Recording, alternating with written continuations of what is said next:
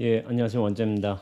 예, 지금 제 머리가 많이 길렀죠. 사실 이제 이 영상이 업로드될 일요일에는 저희가 이제 삭발 목욕일이 되어 있어요. 수던 같은 경우에 열흘 한 번씩 삭발 목욕을 하는데 음력 4일, 14일, 24일.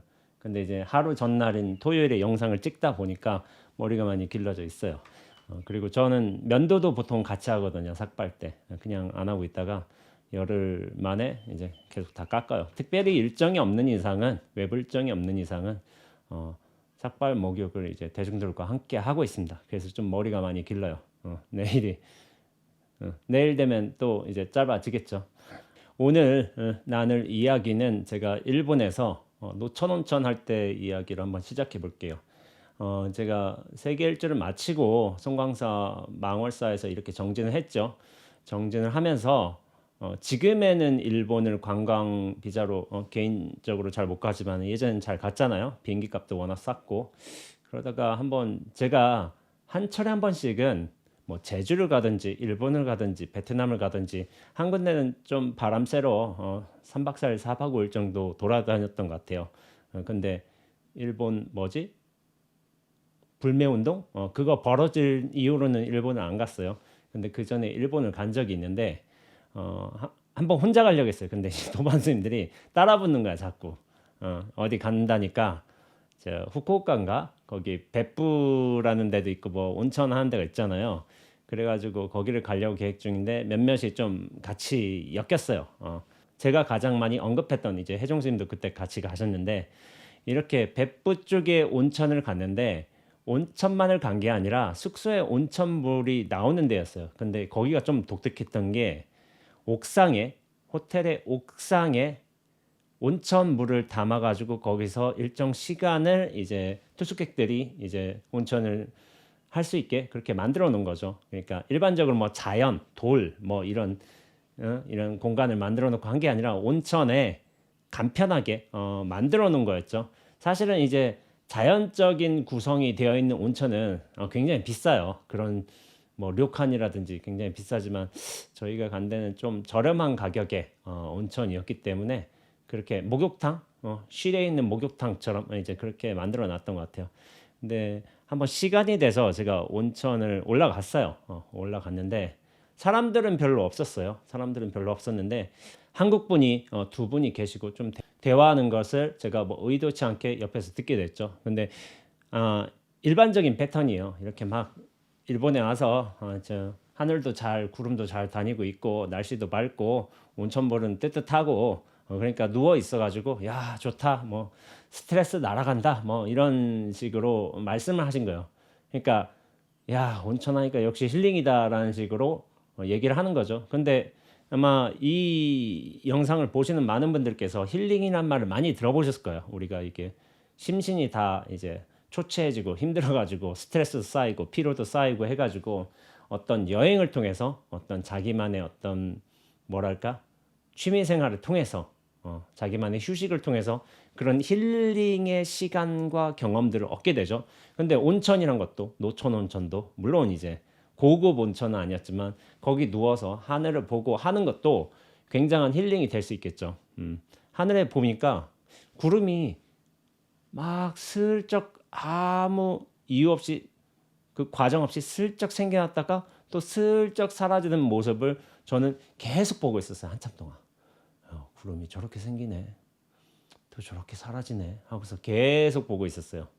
보고 있다가 여기에 오니까 진짜 힐링 되는 것 같아. 스트레스 날아가는 것 같아. 라고 옆에서 말을 하니까 저는 그 경우를 저한테 돌이켜 본 거예요.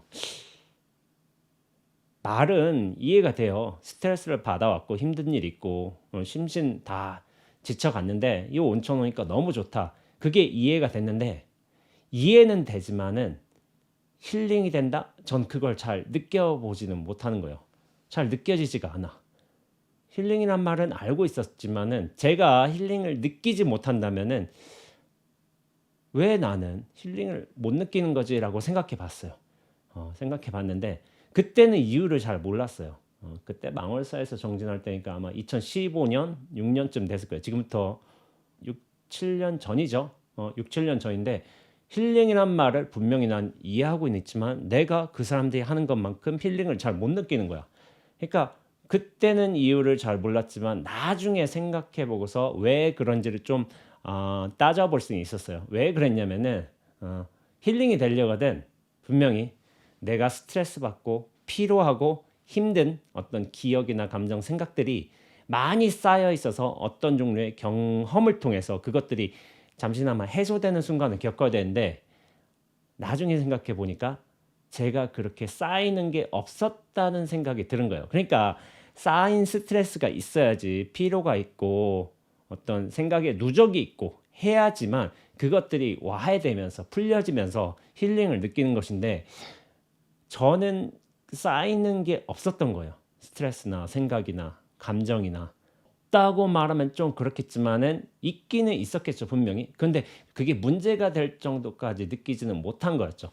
그래서 그런 생각을 나중에 하게 되었죠. 그리고 제가 산사 고요한 데 머물고 있잖아요. 그러면서 뭐 들리는 게 뭐 새소리, 바람 소리, 뭐 별 소리 없거든요. 자연의 소리 듣다가 가끔 서울 같은 데 가면은 카페 같은 데 가면은 막 되게 시끄러운 데 있잖아요. 시끄러운 데 있고 막 사람들 막 하고 막 왔다 갔다 하고 뭐 음악 소리도 나오고 뭐 TV 소리도 나오고 뭐 그렇잖아요. 그래서 그럼 어떤 분이 이런 물음을 한 적이 있어요.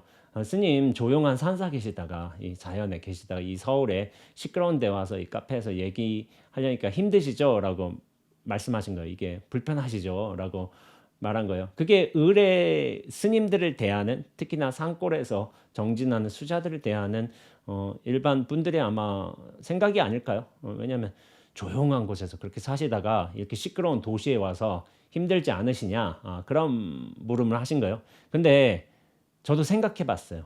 생각해 봐서 그치 여기는 카페지.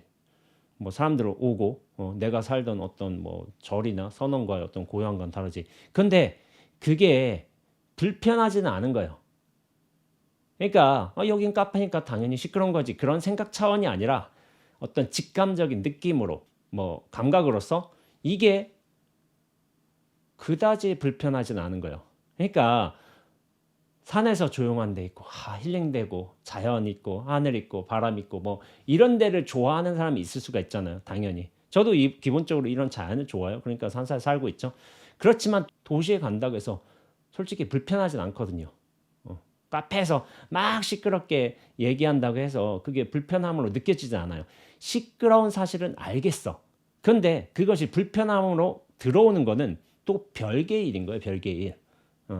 왜냐하면 시끄러운 건 사실처럼 그거는 1차 화살에 해당되는 것인데 불편함이란 건 어떤 해석을 통해서 나의 어떤 기준을 통해서 어떤 내가 가진 관념을 통해서 그렇게 해석돼서 불편함으로 다가오는 것인데 그 불편함까지는 느끼지는 못하겠는 거야. 왜 그러지? 하고 생각해 봤어요. 나는 왜 불편함을 못 느끼지? 그러니까 시끄럽다면은 그게 굉장히 시끄럽다. 그럼 어떻게 하냐면은 불편함을 느낀다기보다는 조용한 곳으로 옮기면 돼. 여기 시끄럽네? 딴 데 가자.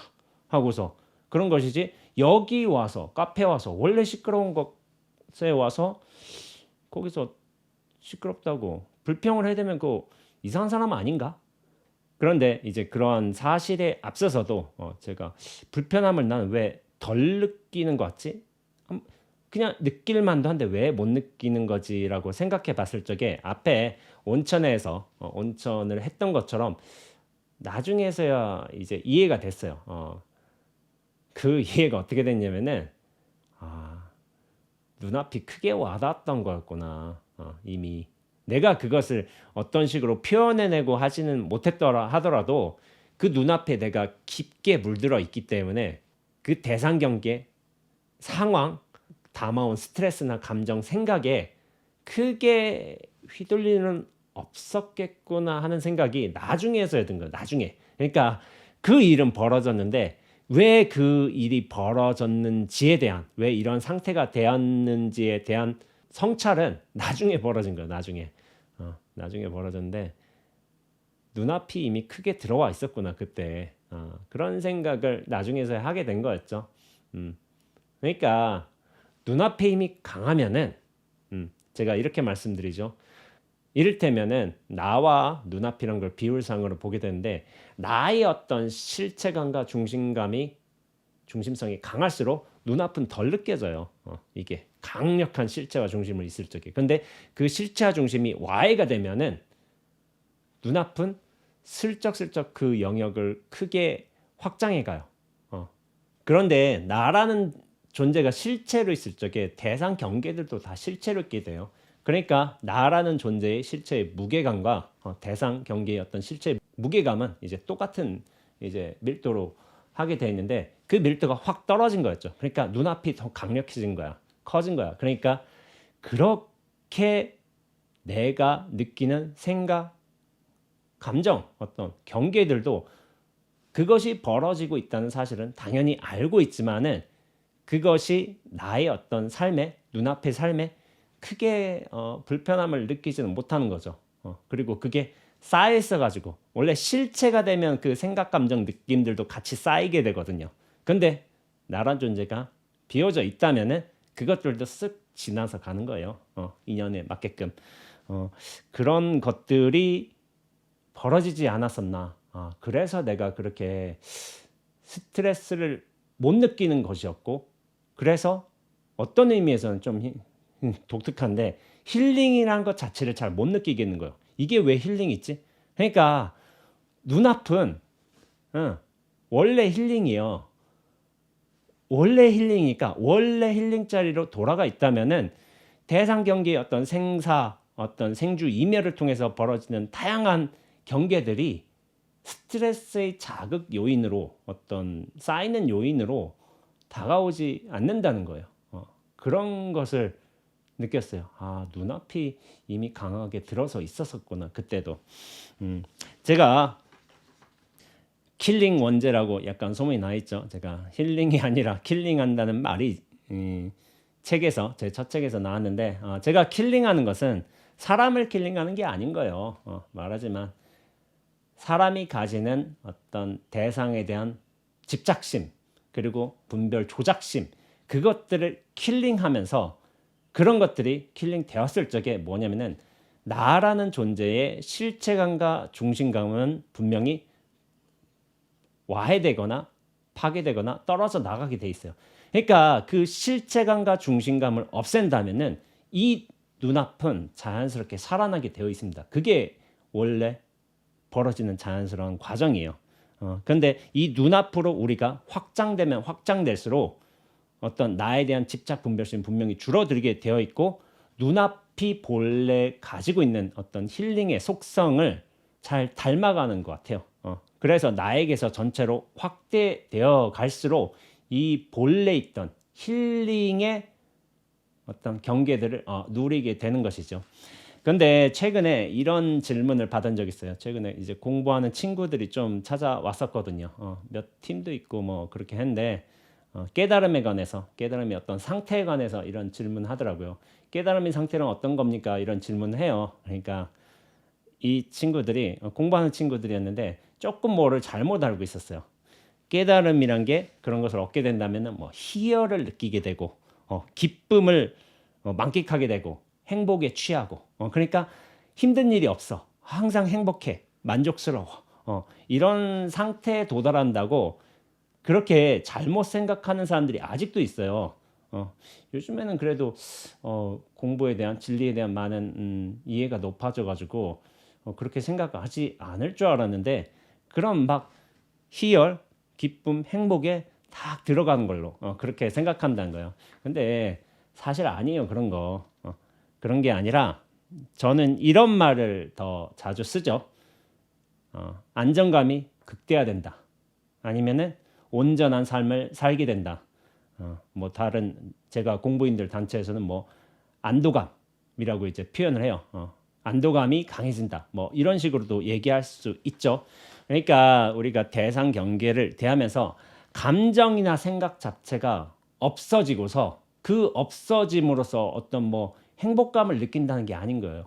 그러니까 우리가 기쁨도 느끼고 슬픔도 느껴. 어떤 대상에 대한 싫어함도 있고 분명히 내가 좋아함도 있어요. 근데 뭐냐면은 그런 대상을 대하면서 느끼는 생각, 감정, 느낌들 그런 것들이 내가 실체로 있을 적에는 그 감정과 생각도 실체로 다가온다니까요. 다가와서 그것이 어떤 누적이 돼, 쌓임이 돼.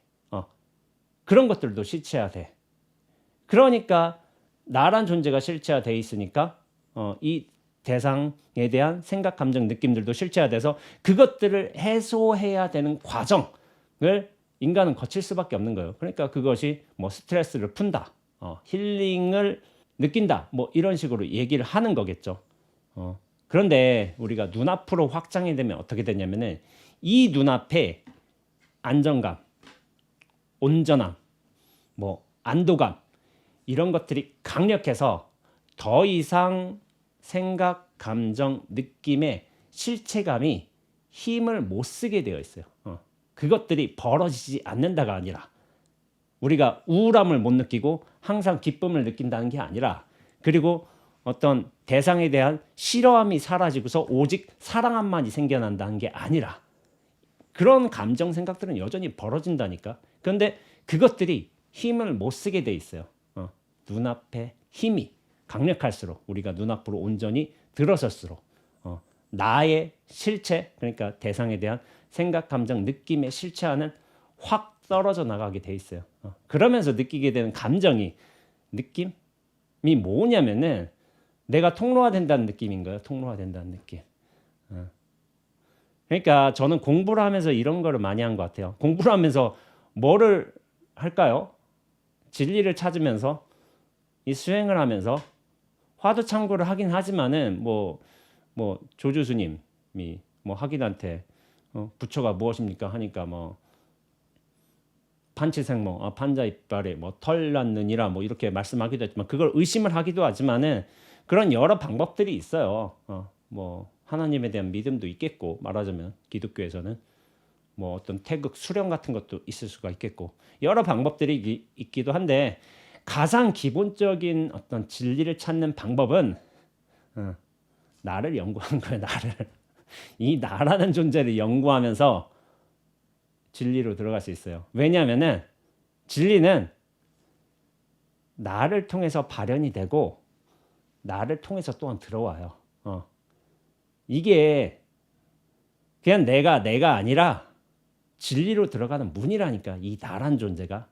그러니까 나를 연구를 잘하면은 진리와 만날 수 있어요. 근데 나를 어떤 실체화 중심으로 붙들어 세우고서 야 진리를 찾겠다, 구하겠다. 이거는 애초부터 좀 틀려먹은 생각이야. 잘못됐어. 진리로 향하는 가장 가까운 문이 이렇게 나로 있다는 사실을 빨리 캐쳐야 돼요. 그때 나를 연구해요. 연구. 나를 연구하면은 정말 끈질기게 연구하고 분석하고 잘 살펴보고 한다면은 진리로 들어갈 수 있습니다. 저는 그렇게 말하고 있어요. 그러니까 그랬던 것 같아요. 제가 공부를 어느 정도 해가고 있다는 것에 대한 자각은 그 상태는 미리 들어섰지만 그 자각은 좀 늦어졌어요. 약간 그냥 잘 못 느꼈던 것 같아. 근데 나중에서야 내가 그래서 저런 일들이 이런 상태가 이렇게 지속이 되었구나. 그걸 나중에 돌이켜서 생각해 보면서 나중에 정리했던 것 같아요. 화두 참고를 할 적에 불타는 집의 비유가 있어요. 그게 화두 의정이 정말 순숙하고 의단 동로가 되었을 적에 오직 의심 하나로서 이 의정이 꽉 차 있을 적에 어떤 비유를 하냐면은 집에 내리는 물방울이라는 비유가 있어요. 빗방울이죠. 그러니까 어떤 철로 만든 집이 있다고 쳐봐. 그런데 이게 용광로에 끓어오르는 샘물처럼 막 뻘겋게 달아올랐어. 샘물 막 그게 빨갛게 달아올라서 이렇게 막 차 있어. 의정이 강력했을 적에 의단 동로가 일어났을 적에. 근데 그 의단이 강력하다면은 시뻘겋게 그렇게 타오르는 불에 어떤 빗물이 내린다 쳐봐요.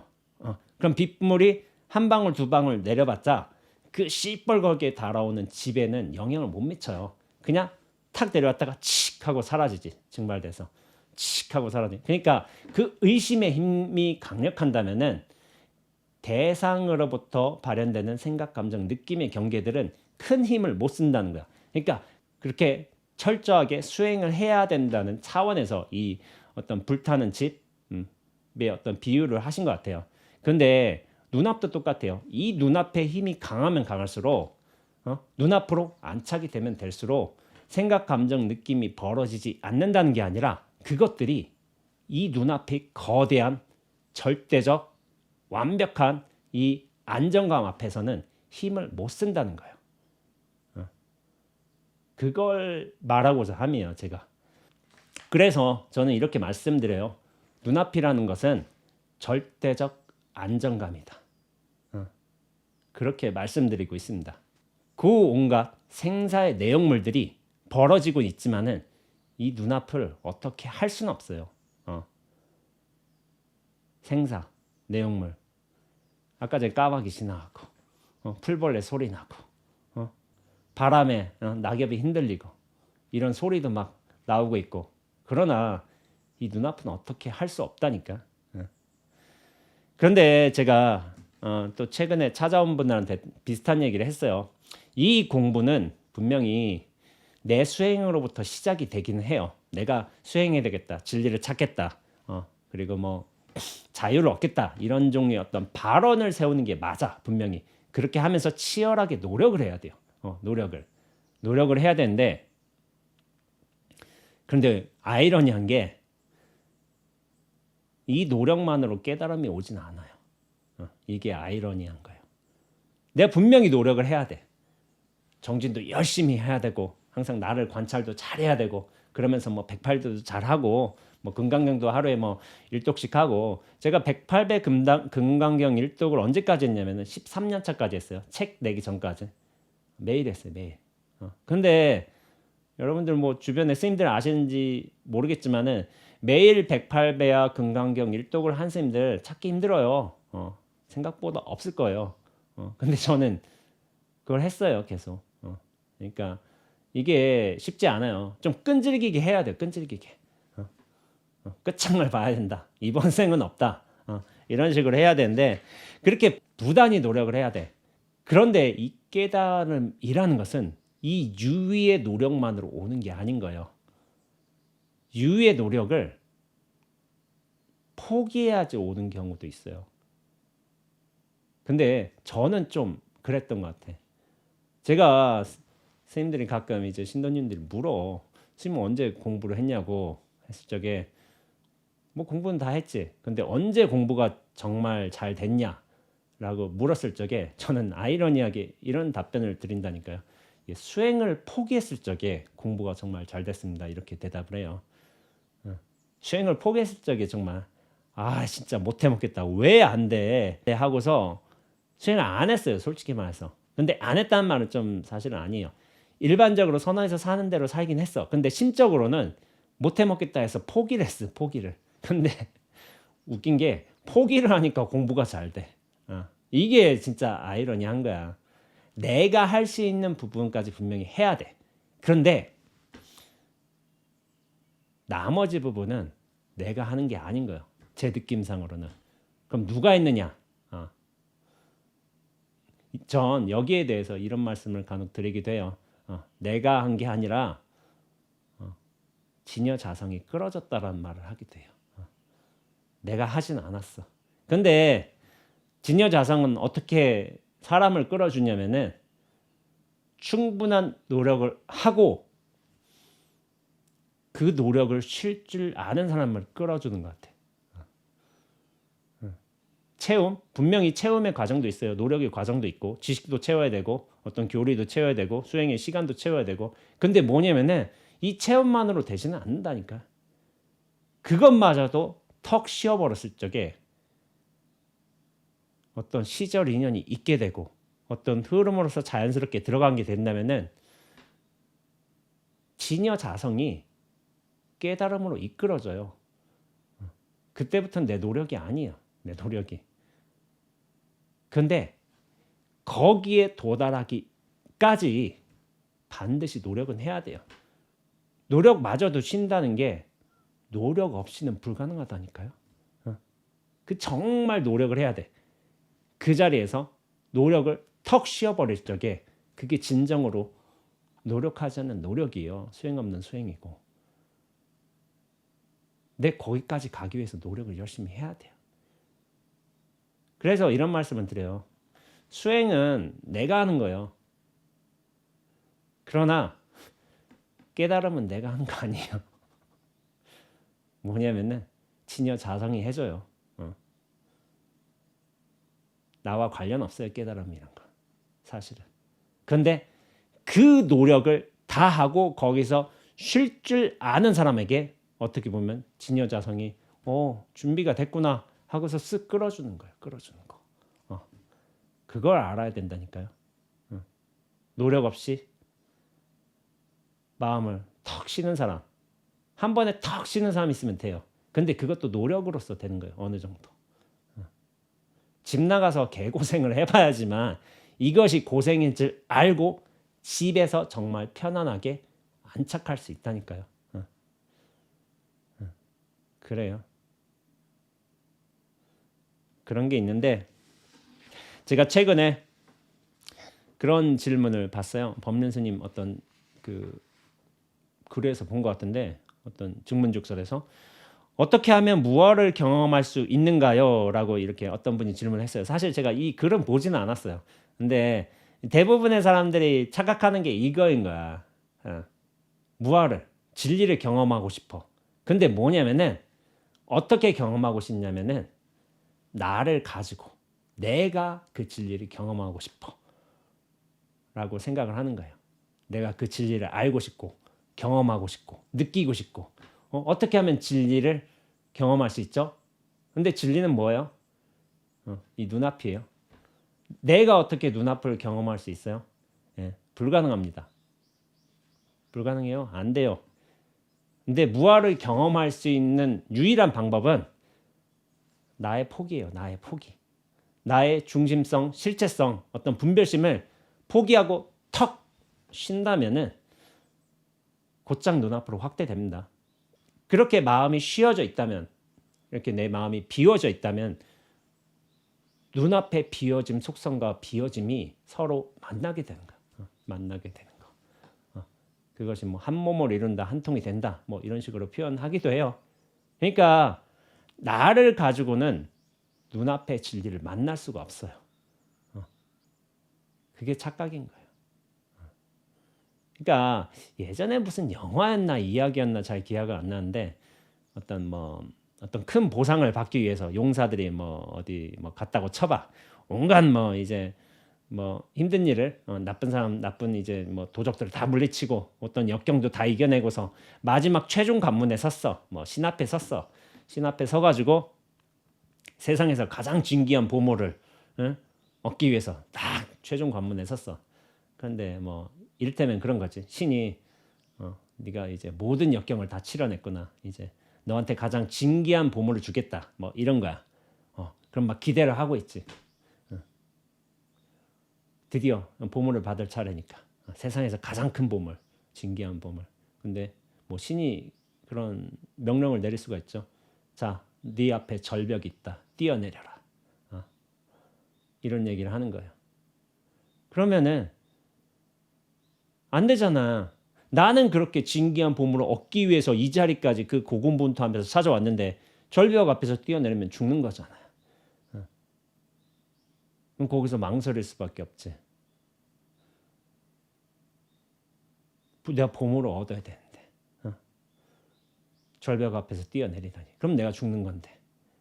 근데 이게 묘한 상징성 같은 게 있어요. 뭐냐면은 그 진정한 보물이라는 거는 진정한 존재성인 거예요. 진정한 존재성. 진정한 존재로 돌아가는 게 어떻게 보면 우리가 얻을 수 있는 가장 큰 보물이에요. 이것이 깨달음인 거예요.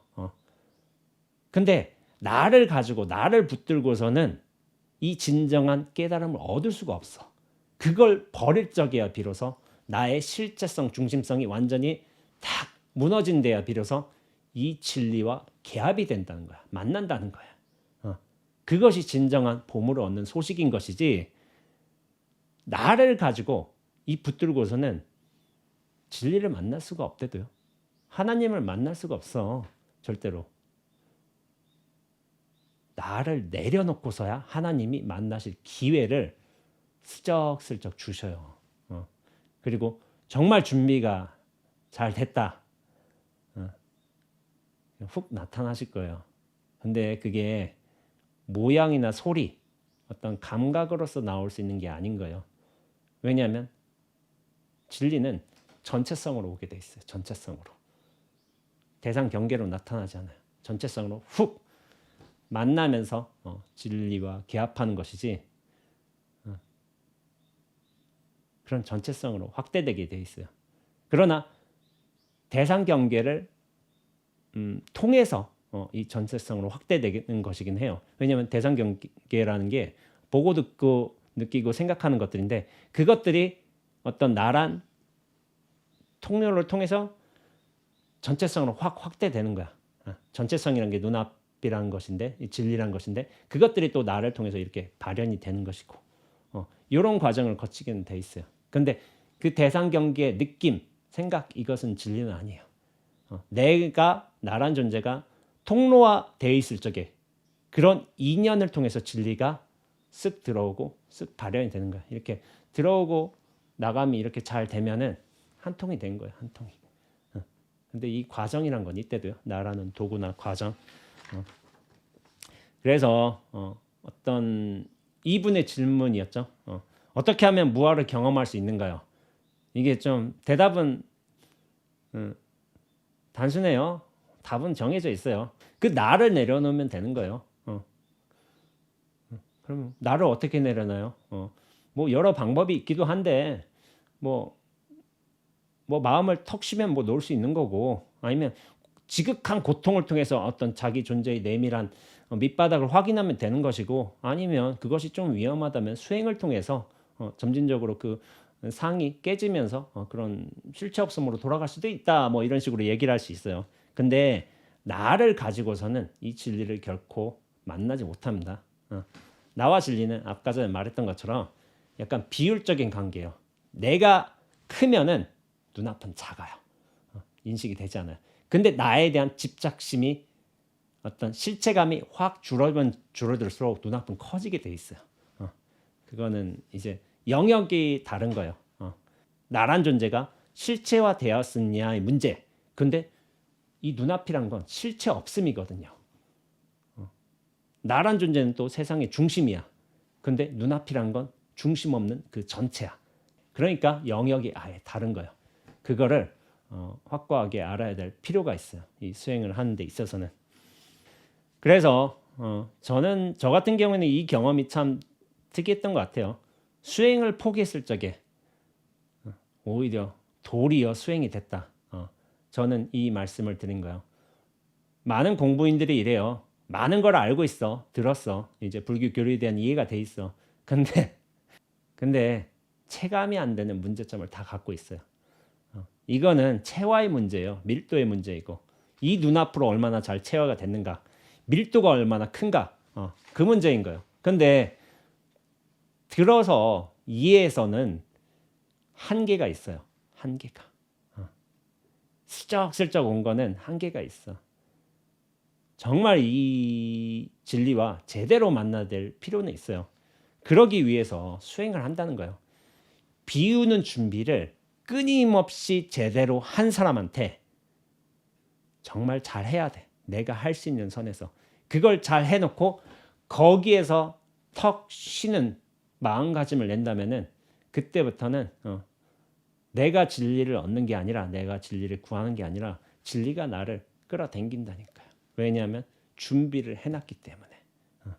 그 준비되는 과정이 수행이라는 거예요. 그 준비 과정이 없으니까 모든 법문들을 이해해도 머리로서는 알고 있어도 내가 그렇게 체화가 안 된다니까. 그렇게 느끼면서 살지 못하는 문제점을 요즘에 많은 수행자들이 똑같이 느끼고 있습니다. 제가 상담해 보면 대부분 그래요. 아는 건 많아. 정말 아는 건 많아요. 그래서 들은 건 많기 때문에. 근데 그거 주워 들은 거야. 주워 들은 거. 내가 그렇게 느끼지 못한다면은 그렇게 살지 못한다면은 이게 명백하게 느끼지 못한다면은 가짜예요. 가짜. 가짜라고 하긴 좀 그렇고 참 힘이 없다, 매가리가 없다. 전 그렇게 생각하는 편이에요. 그래서 노력이란 노력은 분명히 해야 되고 거기서 어떤 종류의 포기를 하는 거야. 수행의 포기. 근데 수행의 포기라고 말하지만은 이걸 조금 다른 식으로 얘기해 보자면은 나라는 실체의 포기인 거야.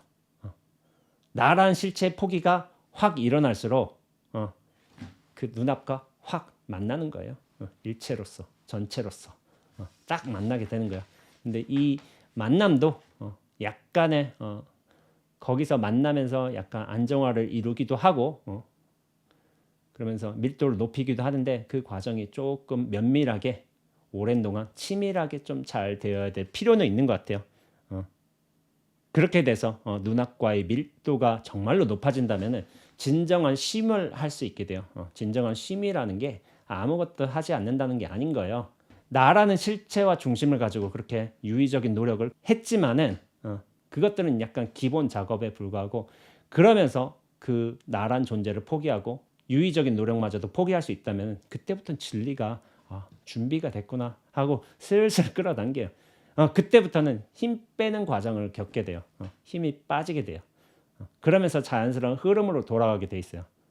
정말 밀도가 높다면은 그 자연스러운 힘으로 돌아가서 흐름으로 돌아가서 그러면서 굉장히 여유로워지죠.